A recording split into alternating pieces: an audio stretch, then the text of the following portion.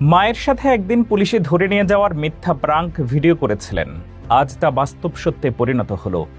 একসময়কার আলোচিত ইউটিউবার তৌহিদ আফ্রিদির নানা কর্মকাণ্ড সম্পর্কে আমরা প্রায় সবাই জানি। কোটি ভিউ, হাত ভর্তি টাকা, অগণিত ভক্ত, সব ছিল তার জীবনে। আলো, ক্যামেরা আর করতালির মাঝেই যেন তার পৃথিবী গড়ে উঠেছিল। কিন্তু জীবন কখনো শুধু সাফল্যের মঞ্চে দাঁড় করায় না। আজ তাকেই দেখা যাচ্ছে আইন আদালতের জটিলতায়, যেখানে পরিচিত কিংবা টাকার শক্তি পাশে নেই।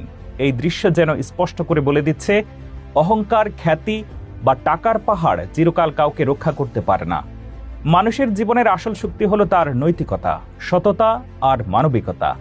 অর্থ আর জনপ্রিয়তা ক্ষণস্থায়ী, কিন্তু সৎ চরিত্রের মূল্য অমর। আজ তৌহিদ আফ্রিদির ঘটনা আমাদের চোখে আঙ্গুল দিয়ে সে শিক্ষা মনে করিয়ে দিল, টাকা থাকলেও যদি সমাজের আস্থা হারান, তবে আপনি একদিন একা হয়ে যাবেন।